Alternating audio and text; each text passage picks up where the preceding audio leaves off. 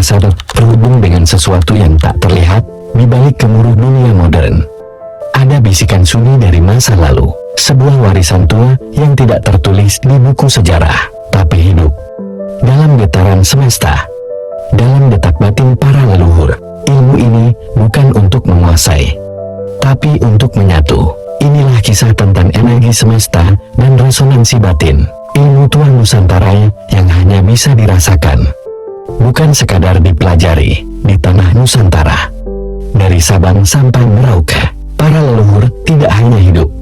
Mereka menyatu, mereka peka terhadap suara angin, bisikan tanah, dan desah nafas air dalam pertapaan.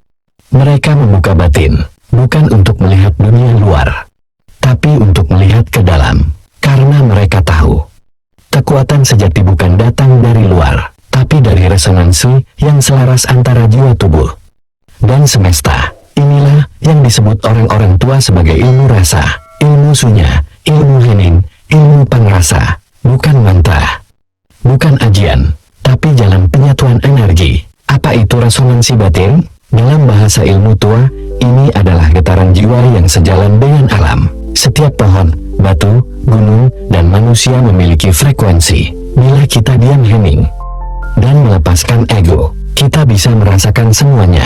Seorang empu tak menempa keris hanya dengan logam dan api, tapi dengan buah rasa dan sinkron energi. Seorang dukun tua tak menyembuhkan hanya dengan ramuan, tapi dengan membangun jembatan antara batin manusia dan alam.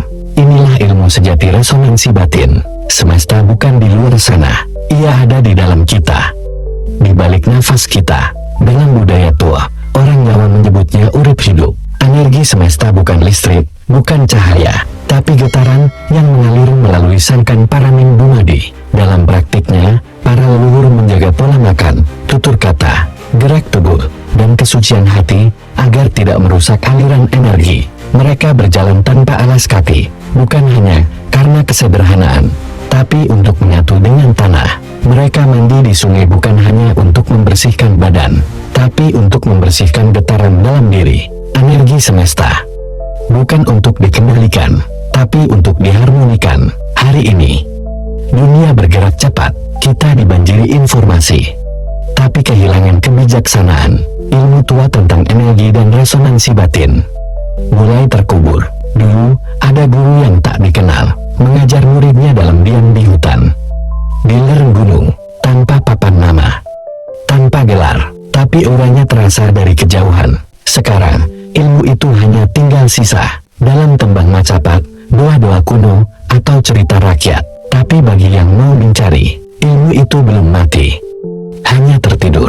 Lalu bagaimana kita membangkitkan resonansi batin itu hari ini? Jawabannya sederhana. Hening, mengolah rasa, menyatu dengan alam. Coba duduk di bawah pohon, tutup mata, dan rasakan angin.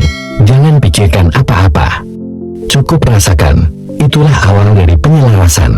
Ketika batin tenang, semesta akan bicara. Ketika tubuh selaras, energi akan mengalir.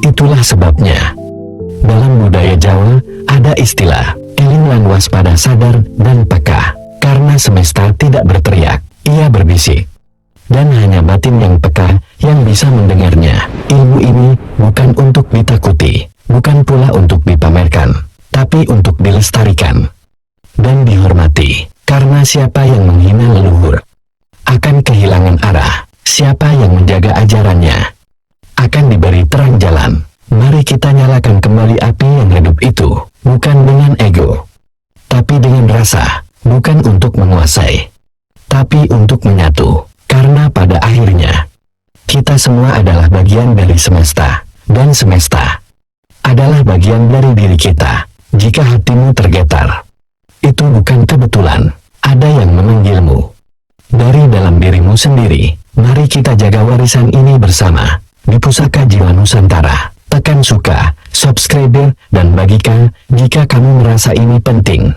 Dan tuliskan di komentar pengalamanmu saat batinmu beresonansi dengan semesta.